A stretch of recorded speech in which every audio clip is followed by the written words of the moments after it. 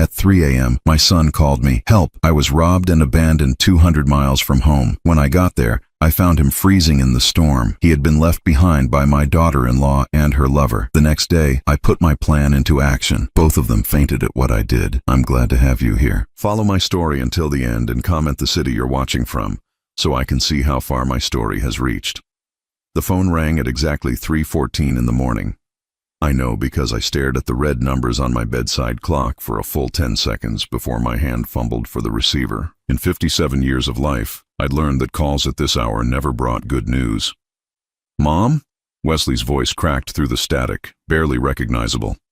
My son, my 32-year-old boy who hadn't called me Mom in years, sounded like he was drowning. I sat up instantly, every maternal instinct firing at once. Wesley, what's wrong? I need help.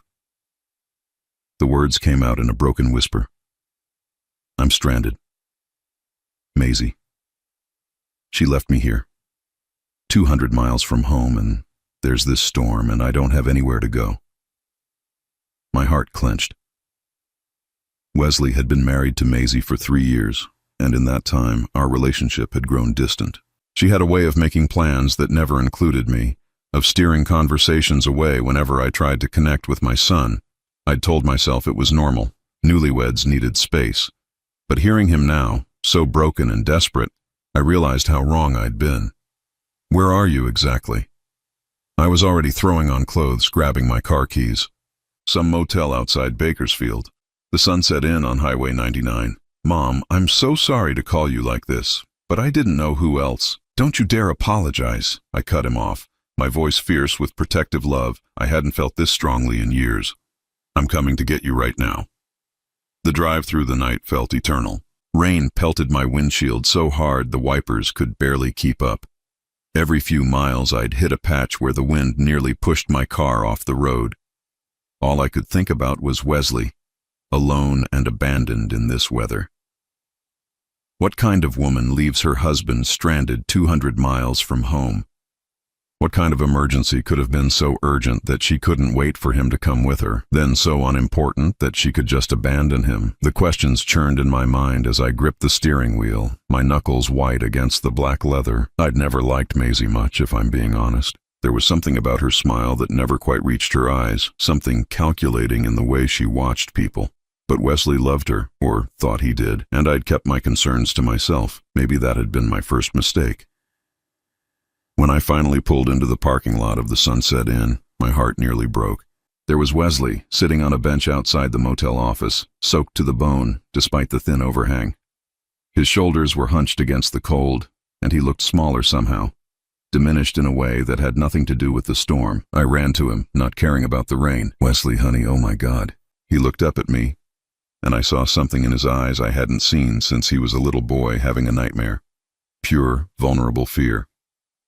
She's not coming back, is she? I wrapped my arms around him, feeling how he shivered against me. His clothes were soaked through and his skin felt ice cold. Let's get you warm first. Then you can tell me everything. We went inside the motel office where a tired-looking clerk gave us suspicious looks. I didn't care. I was focused on Wesley, on the way his hands shook as he tried to sign the register for a room. I don't have much cash on me, he mumbled, embarrassment coloring his voice. Maisie took my wallet when they left. They. The word hit me like a physical blow. So there had been someone else with her. I've got it, I said, handing over my credit card. The room was $49 for the night, a small price for getting my son somewhere warm and safe. Once we were in the room, I cranked up the heat and made Wesley get out of his wet clothes. I gave him my jacket to wear while his shirt dried over the heating unit. Only then did I really look at him, really see what this night had cost him. There were dark circles under his eyes that spoke of sleepless nights that had nothing to do with tonight's events. He'd lost weight since I'd seen him last Christmas, his face gaunt in a way that suggested more than just missing a few meals. But it was the look in his eyes that scared me most, the hollow expression of someone who'd had their trust shattered completely. Tell me what happened, I said gently, sitting beside him on the narrow motel bed. Wesley stared at the floor for a long moment. When he finally spoke, his voice was barely above a whisper. She said her sister was in an accident. said we needed to drive up to Bakersfield immediately to see her in the hospital. But when we got here, he swallowed hard, his Adam's apple bobbing with the effort. When we got here, there was no hospital visit. Instead, she had me wait in the car while she went into this house, said she'd be right back. That was 6 hours ago. I felt anger building in my chest, hot and protective. 6 hours? In this storm. I finally went to the door. That's when I saw them. His voice cracked completely. Maisie and some guy I'd never seen before. They were kissing. And when she saw me, she didn't even look sorry. She just said she was done pretending, that she'd found someone who could give her what she really wanted. The room fell silent except for the sound of rain against the window and the hum of the heating unit. I reached out and took Wesley's hand in both of mine. It was still so cold. Did she say anything else? Wesley nodded, tears finally starting to fall. She said I was weak, that I let my mother control me too much, and that real men don't need their mothers to fight their battles. He looked at me with devastation in his eyes. She said she was keeping the house, the car, everything. Said if I tried to fight her, she'd make sure I lost even more. Something shifted inside me then, something I hadn't felt since Wesley was small and another kid had pushed him off his bike. It was a fierce, protective rage that made my hands steady and my mind crystal clear. My son had been played, manipulated, and abandoned by a woman who had systematically isolated him from his family and friends, a woman who had taken advantage of his gentle nature and turned it against him. But Maisie had made one crucial mistake. She'd messed with my child. And now she was going to learn exactly what this mother was capable of when someone hurt her son.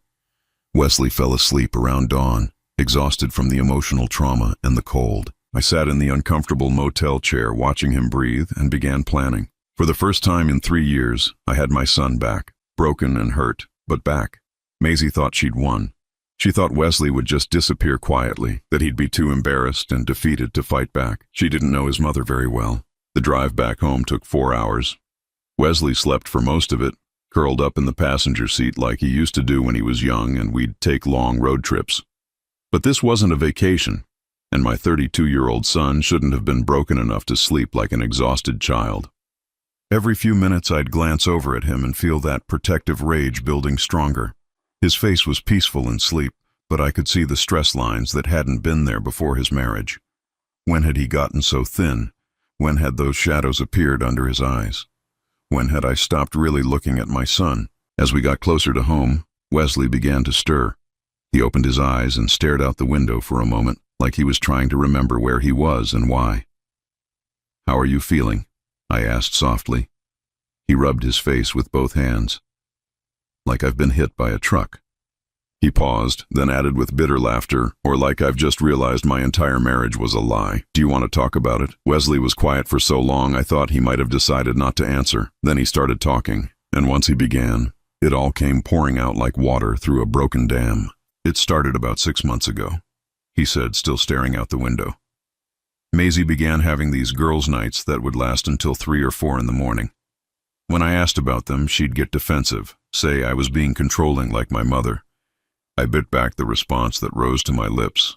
Now wasn't the time to defend myself. She started picking fights about everything. The way I loaded the dishwasher, the way I folded laundry, the fact that I called you on Sundays. She said I was too dependent on you, that I needed to choose between being a mama's boy or being a real husband. The manipulation was so clear from the outside, but I knew how insidious it must have been to live through. What did you do? I tried to make her happy. I stopped calling you as much, stopped going to Sunday dinners. I thought if I proved I could put her first, things would get better between us. My heart ached for him, for both of us. But they didn't. They got worse. She'd disappear for whole days at a time, claiming she was helping friends with emergencies or working overtime at jobs she never seemed to actually go to. When I asked questions, she'd turn it back on me, say I was paranoid, jealous, suffocating her. Wesley shifted in his seat, finally looking at me. "Mom," I started to believe her. I started to think maybe I was the problem. Maybe I was too clingy, too needy. Maybe I wasn't man enough for her. The raw pain in his voice nearly broke me. This was what Maisie had done to my confident, kind-hearted son. She'd systematically torn down his self-worth until he doubted his own perceptions. Last month, money started disappearing from our joint account.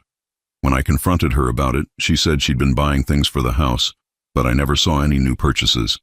She got angry that I was checking up on her and said real husbands trust their wives. "How much money?" I asked. Wesley's jaw clenched. "Over the past 3 months? About $8,000. $8,000. My son worked construction. Hard physical labor that left him exhausted at the end of each day. $8,000 represented months of his sweat and effort. "There's more," Wesley continued, his voice getting smaller. "2 weeks ago, I came home early from a job site because I wasn't feeling well. I found her on the phone in our bedroom talking in this voice I'd never heard before, soft and flirty and intimate." He took a shaky breath. "When she saw me, she hung up immediately and said it was her sister.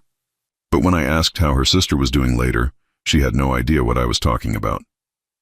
We were pulling into my driveway now, but I didn't get out immediately. I could tell Wesley needed to finish this. The night before last night," he continued, "she came home at 2 a.m. with a story about helping a co-worker move, but her clothes smelled like men's cologne, and she had grass stains on her knees." His voice broke slightly. "When I asked about it, she flew into a rage like I'd never seen before, called me pathetic and paranoid, and said if I didn't trust her, maybe we shouldn't be married." The picture was becoming clear, and it was uglier than I'd imagined. This hadn't been a sudden betrayal. It had been a calculated campaign to destroy my son's confidence while she robbed him blind and cheated on him. Then yesterday morning, she got that call about her sister being in an accident. She was crying, seemed genuinely upset. I felt terrible for doubting her. Wesley laughed bitterly. "I insisted on driving her up there myself. Told her she was too upset to drive safely. But there was no accident. There was no accident. Her sister lives in Portland, not Bakersfield. I should have known that, but Maisie had me so turned around I was doubting my own memory about everything." We sat in silence for a moment. Then Wesley asked the question I'd been dreading. "Mom, how did I let this happen to me? How did I become so stupid?" I turned to face him fully, taking his hands in mine. "You're not stupid, Wesley. You're trusting and kind, and you loved someone who didn't deserve it. That's not a character flaw. That's what makes you a good man. A good man who just lost his house, his car, and his savings account to a woman who was probably laughing at him the whole time." The defeat in his voice made my decision for me. Wesley needed more than comfort right now. He needed justice. And if he couldn't fight for himself yet, then his mother would fight for him. "Tell me about the house," I said. "Is it in both your names?" Wesley shook his head. "That's another thing. When we bought it, Maisie convinced me to put it in her name only. Said it would be better for tax purposes, since she had better credit. I trusted her." He laughed bitterly again. "I trusted her with everything. What about the car? Also in her name. She said it was easier for insurance." I was starting to see the scope of Maisie's planning. This hadn't been a crime of passion. It had been a methodical theft disguised as a marriage. "Wesley, I need you to think carefully. Do you have any proof of the money you contributed to the house?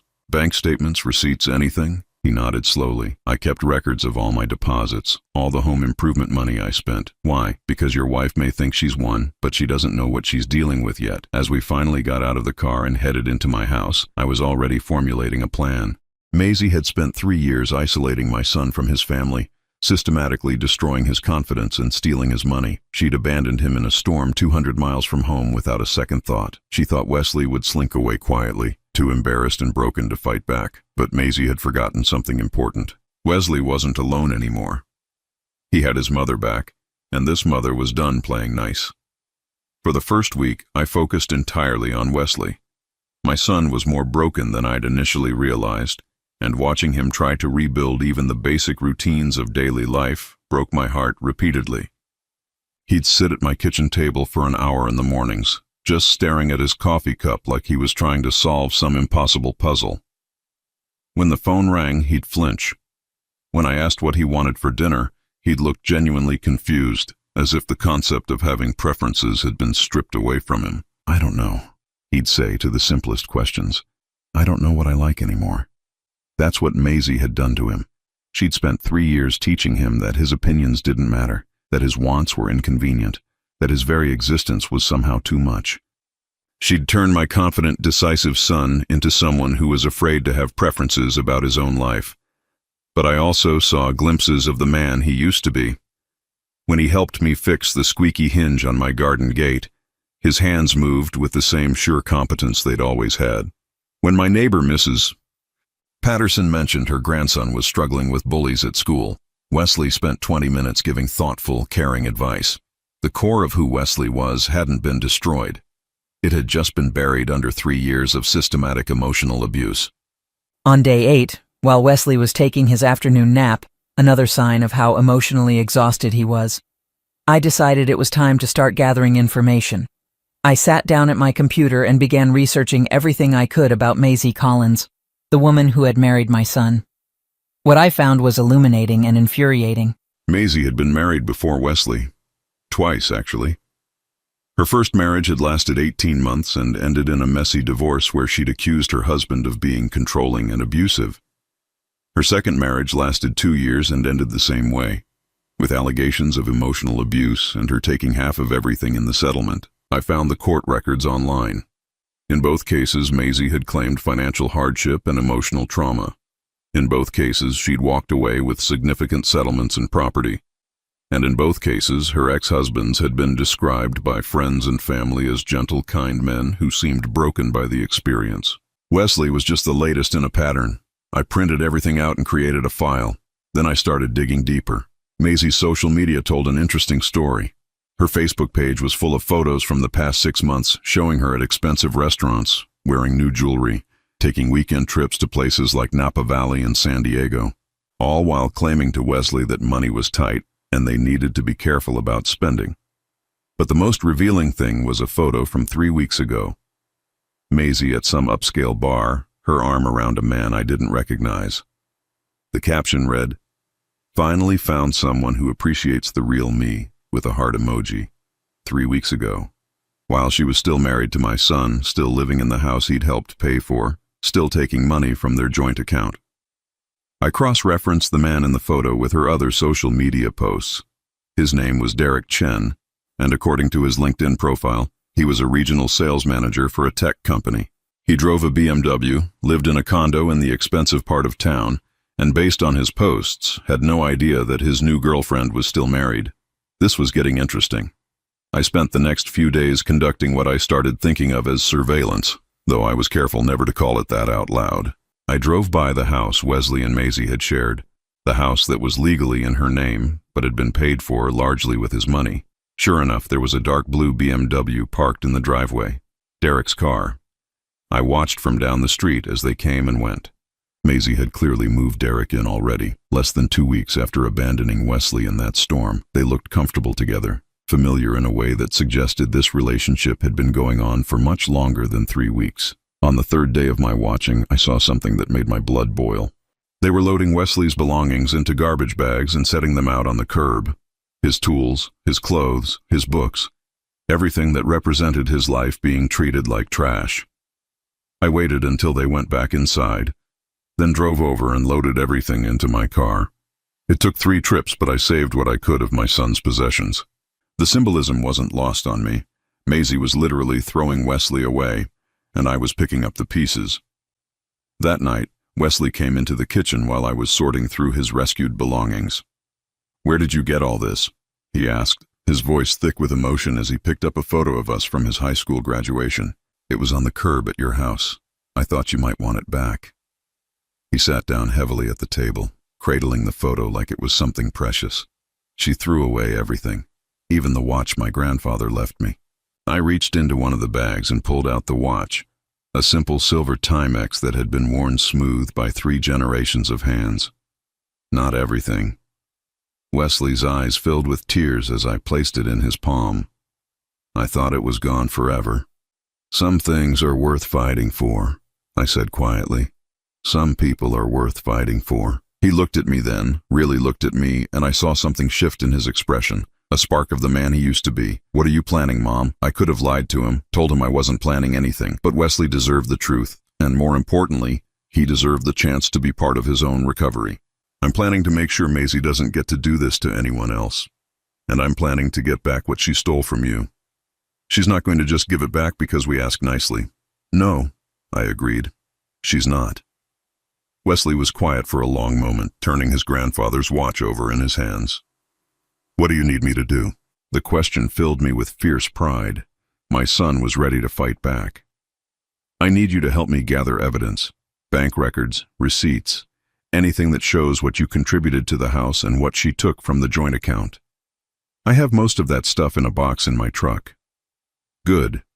We're also going to need to document her current situation, the fact that she's living with another man, spending money that should be community property, disposing of your personal belongings." Wesley nodded, and for the first time since I'd found him at that motel, he looked focused and determined. There's something else, I continued. I did some research on Maisie's background.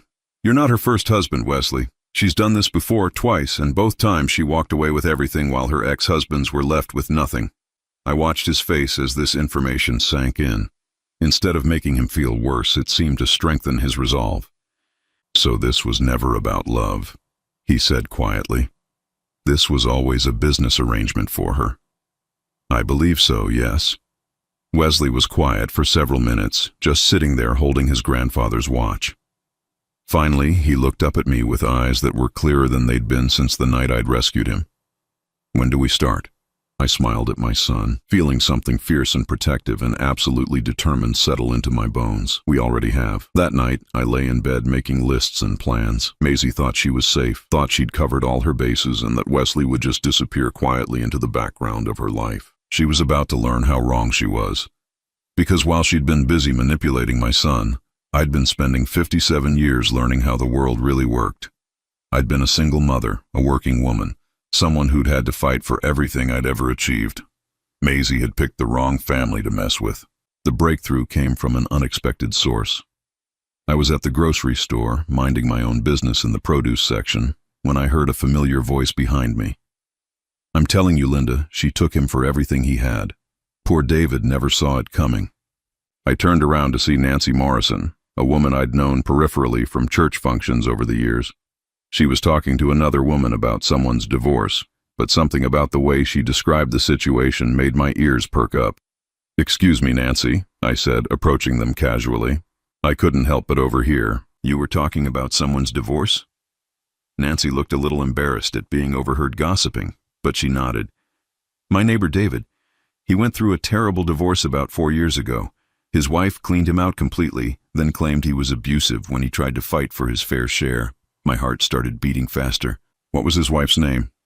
"Maisie something. Maisie Collins, I think. Pretty girl, but cold as ice underneath all that charm." "Bingo. Is David still your neighbor?" I asked because my son is going through something similar, and it might help him to talk to someone who's been through it. Nancy's expression softened with sympathy.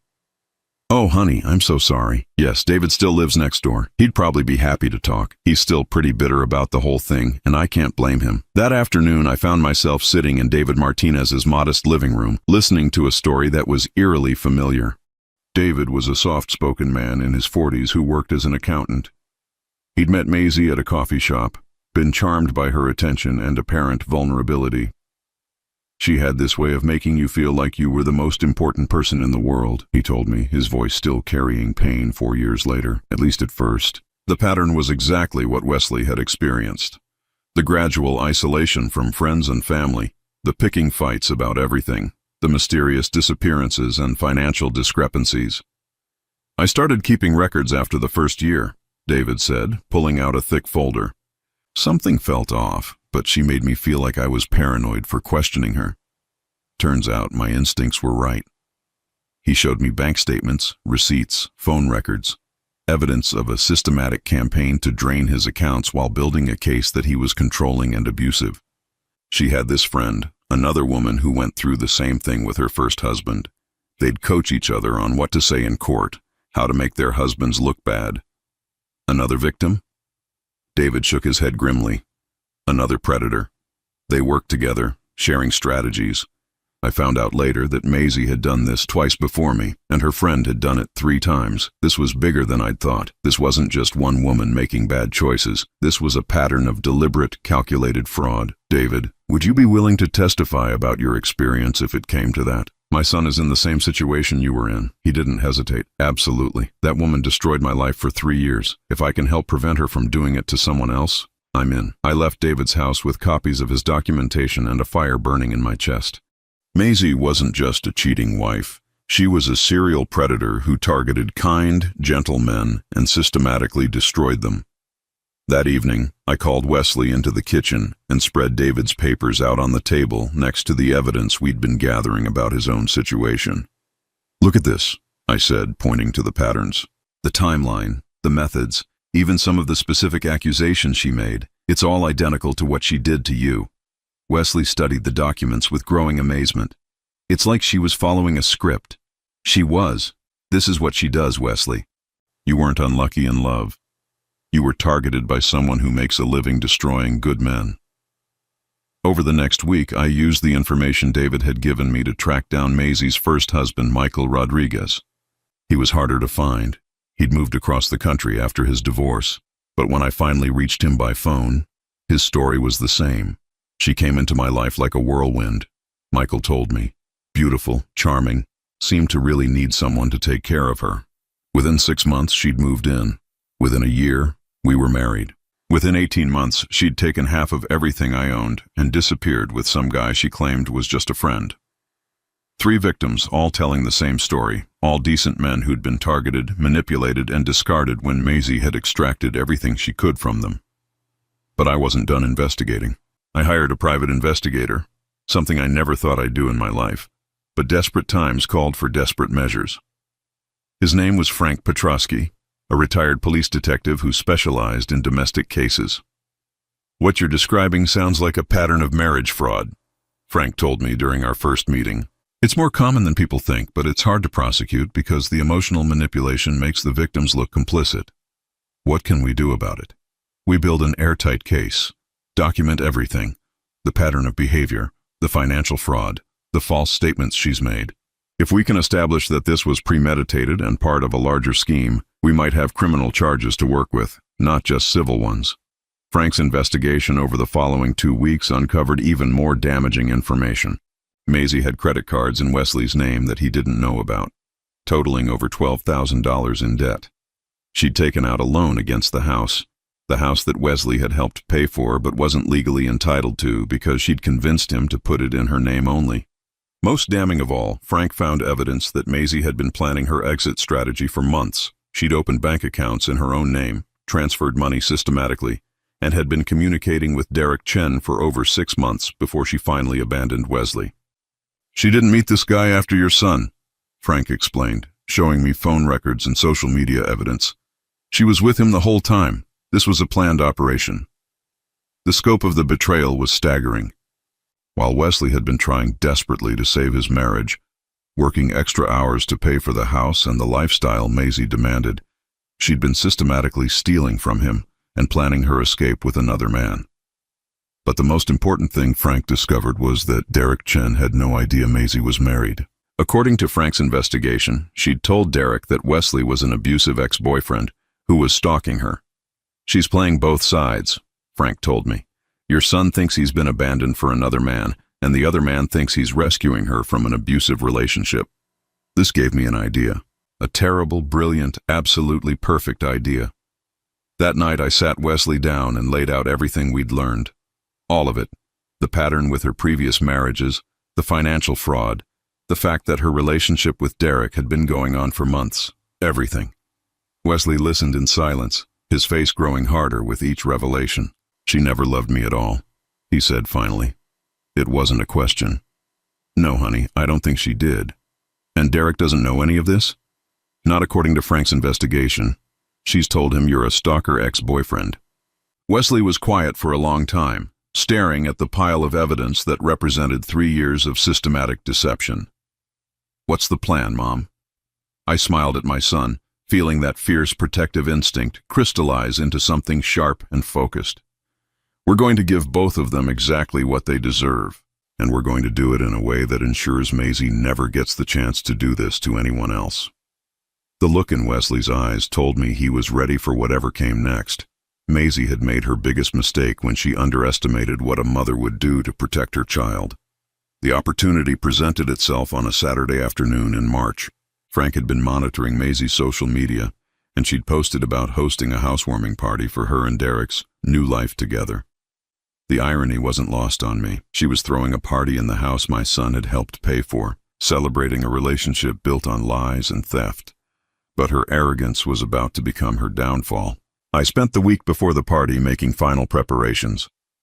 Wesley and I had organized all our evidence into a comprehensive file: bank statements, receipts, testimony from her previous victims, Frank's investigation report, and most importantly, Proof that her relationship with Derek had been going on for months while she was still married. "Are you sure you want to do this in front of all those people?" Wesley asked the night before. He was nervous, and I couldn't blame him. This wasn't going to be subtle. "Honey, Maisie has spent years controlling the narrative about her relationships. She gets to be the victim, the wronged party, the one who was forced to leave because her husband was inadequate. This time, people are going to hear the truth."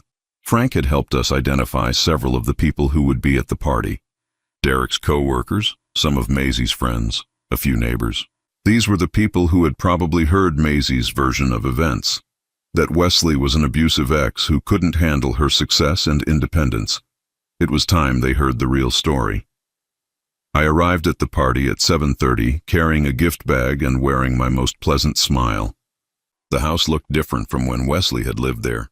More expensive furniture, new artwork, fresh flowers everywhere. All paid for with money that should have been community property.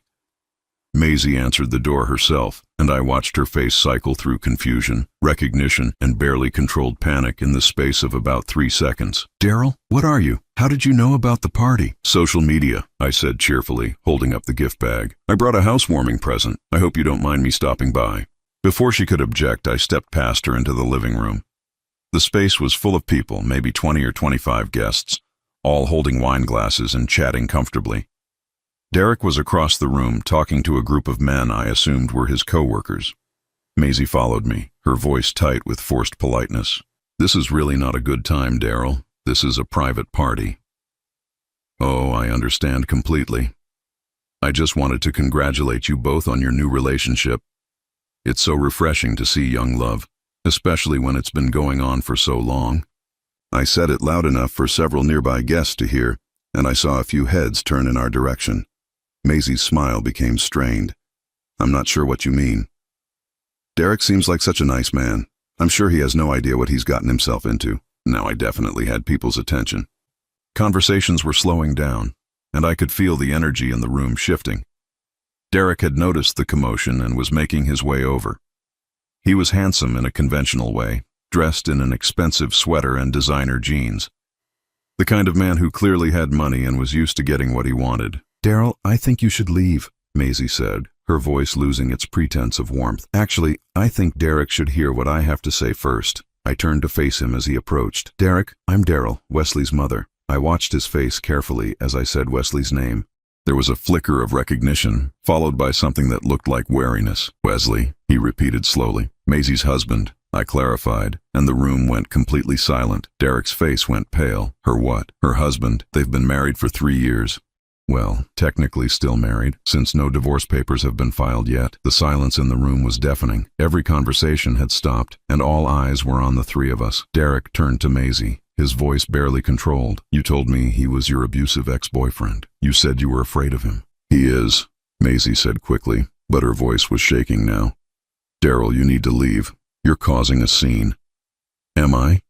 I looked around at all the faces staring at us. I think these people deserve to know what kind of party they're actually attending. I reached into my gift bag and pulled out a manila folder. "Derek, these are copies of bank statements from the joint account Maisie shared with Wesley. You'll notice that over $8,000 was withdrawn from their account over the past 6 months, around the same time your relationship with her began." Derek took the folder with trembling hands, his face growing darker as he flipped through the pages. "These are also copies of phone records showing that Maisie has been in contact with you for over 6 months, while she was still living with Wesley and claiming to be trying to save her marriage. By now, the entire party had gathered around us. I could see phones being pulled out, people starting to record. Maisie's carefully constructed image was crumbling in real time.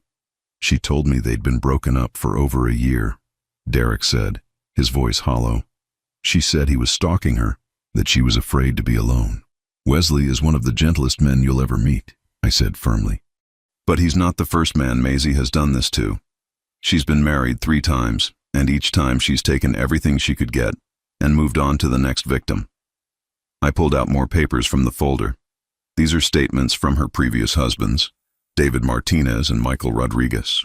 Same pattern of behavior, same methods, same outcome. Maisie finally exploded. "You crazy old bitch! You have no right to come into my home and spread these lies." but her outburst only made her look worse. The mask had finally slipped completely, and everyone in the room could see the ugly reality underneath. Derek was still reading through the documents, his face a mixture of hurt and rage. 6 months, he said quietly. You've been lying to me for 6 months. Derek, honey, you don't understand. Maisie started, reaching for his arm. He pulled away from her like she was poisonous. Don't touch me. Don't ever touch me again. The room was buzzing now, people whispering to each other, some taking pictures of the documents Derek was holding. Maisie's social circle was watching her reputation disintegrate before their eyes. There's more, I said, pulling out the final piece of evidence. Frank Petrosky is a private investigator who's been looking into Maisie's activities. He found that she's taken out loans and credit cards in Wesley's name without his knowledge, totaling over $12,000 in debt that she stuck him with. I handed Derek the investigator's report. She's also been disposing of Wesley's personal property, including items with sentimental value that belonged to his deceased grandfather. By this point, Derek was shaking with rage. Is any of this true? He demanded, turning to face Maisie. But Maisie was no longer the composed, charming woman who had answered the door. Her face was twisted with fury and desperation, her carefully styled hair disheveled from running her hands through it. None of you understand, she snarled. These men are weak. They're pathetic. I gave them more excitement and passion than they ever deserved, and when I outgrew them, they couldn't handle it. The cruelty in her voice was shocking. Several people in the room actually stepped back from her. I took what I was owed, she continued, seemingly unaware of how she sounded. I wasted years of my life on these losers. The money, the houses, the cars, that was payment for services rendered. Derek was staring at her like he was seeing her for the first time. Services rendered? You're talking about marriage like it was prostitution. Maybe it was, Maisie shot back. Maybe that's all any of you pathetic men deserve. The room erupted in shocked murmurs. Someone near the back called out, "This is disgusting," and several people started heading for the door. Derek set the folder down on the nearest table and looked at Maisie with complete contempt. We're done. I want you out of my life, and I want you out of this house. Your house? Maisie laughed bitterly. This is my house. I got it in my divorce from Wesley. Actually, I said quietly, that's not entirely accurate either. I pulled out one more document. This is a copy of the mortgage application for this house. Wesley's signature is on it, along with documentation showing that he contributed 60% of the down payment and has been making the majority of the mortgage payments for 3 years. I looked directly at Maisie. Just because you convinced him to put the house in your name only doesn't mean you have legal right to it, especially when the marriage was fraudulent from the beginning. The fight went out of Maisie all at once. She looked around the room at all the faces staring at her with disgust and disbelief, and I saw the moment she realized her life as she knew it was over. Derek was already walking toward the door.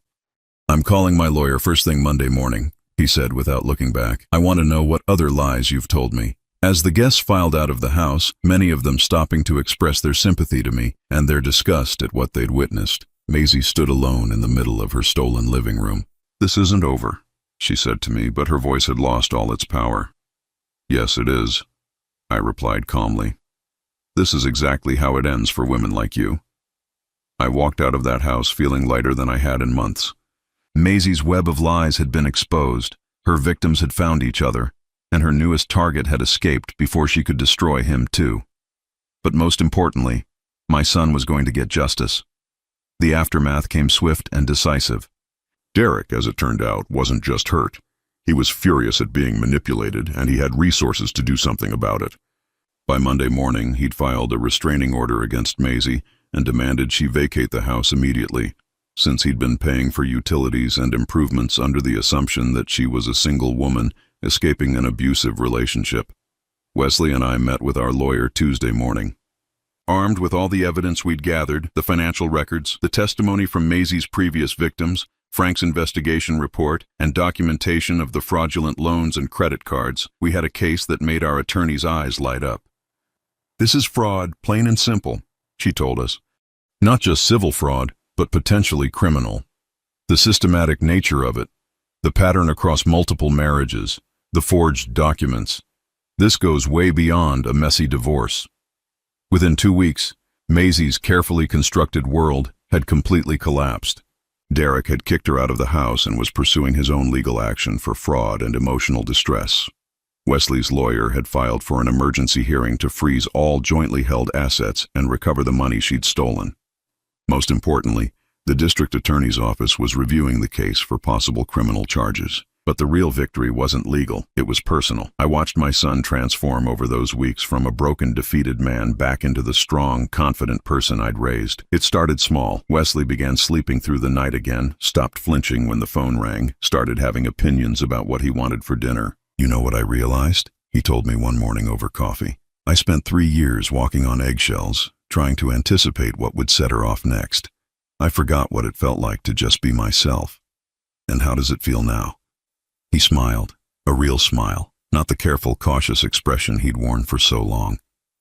"It feels like freedom." 3 months after the confrontation at the party, we got the news we'd been waiting for. Maisie had agreed to a settlement that would return most of Wesley's money and give him his rightful share of the house. More importantly, she'd agreed to plead guilty to fraud charges in exchange for a lighter sentence and restitution to all her victims. "She's going to pay back David and Michael too?" Wesley asked when our lawyer called with the news. "Every penny, plus damages and legal fees." The judge was not impressed with her pattern of behavior, but perhaps the most satisfying call came from Frank the investigator. He'd been contacted by 2 other women whose stories sounded suspiciously similar to Maisie's victims. Apparently, word had spread through various online forums about what had happened, and other people were coming forward. "She's not going to be able to do this to anyone else," Frank told me. "Her name is going to be flagged in every background check database in the country." The house sale went through in April. Wesley got his fair share of the equity, plus the money she'd stolen from their joint accounts, plus damages. It wasn't about the money, though. It was about justice. It was about making sure that someone who had hurt people couldn't keep hurting people. Derek, surprisingly, reached out to Wesley directly to apologize. "I know it's not my fault I was lied to," he told my son during a phone call I overheard. "But I feel terrible that I was part of what happened to you. She used me to hurt you, and I hate that." "You were a victim too," Wesley replied, and I was so proud of the grace in his voice. "She's very good at what she does, was good at what she did," Derek corrected, past tense. By summer, Wesley had bought a small house of his own, nothing fancy, but it was his, bought with his own money and his own credit. He'd started dating again, cautiously, but hopefully. The woman he was seeing, Jennifer, was a teacher at the local elementary school. She was kind and straightforward and seemed genuinely puzzled when Wesley asked her detailed questions about her past relationships and financial situation. "He's just being careful," I told her when she mentioned it to me. "He's learned to value honesty." "Good," she replied firmly. "Honest is all I know how to be." 1 year after that terrible night when Wesley called me from the motel, we held a celebration dinner at my house.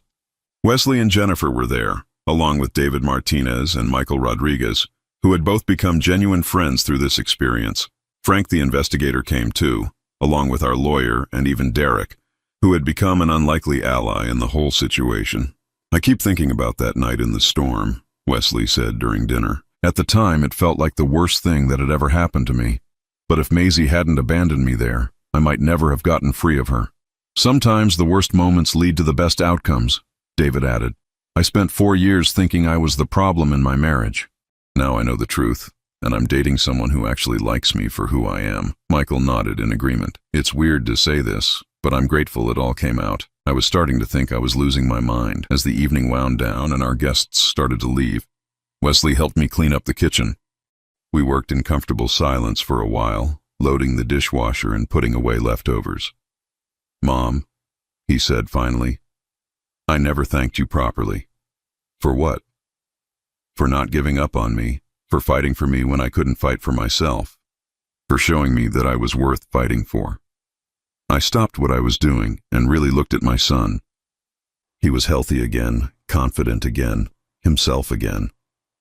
But more than that, he was stronger now, wiser. He'd been through something terrible and come out the other side with a better understanding of his own worth. "You never needed me to fight for you," I told him. "You just needed to remember who you were underneath all her lies."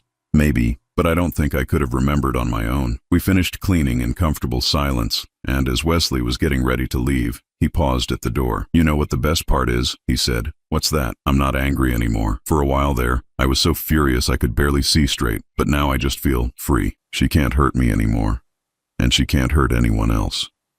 That's enough."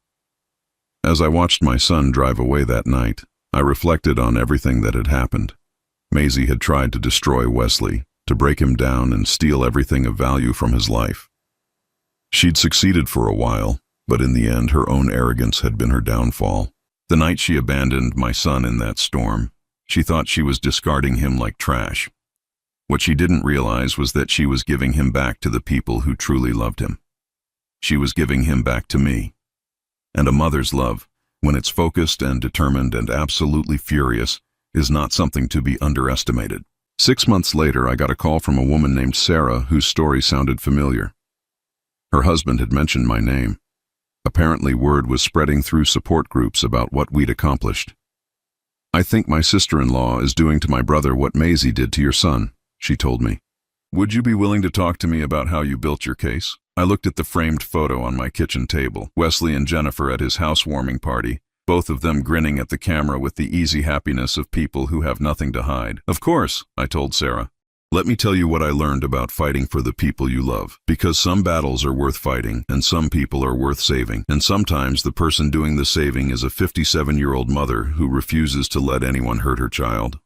Sometimes that's exactly enough. It's exactly... Now I'm curious about you who listened to my story. What would you do if you were in my place? Have you ever been through something similar? Comment below. And meanwhile, I'm leaving on the final screen 2 other stories that are channel favorites, and they will definitely surprise you. Thank you for watching until here.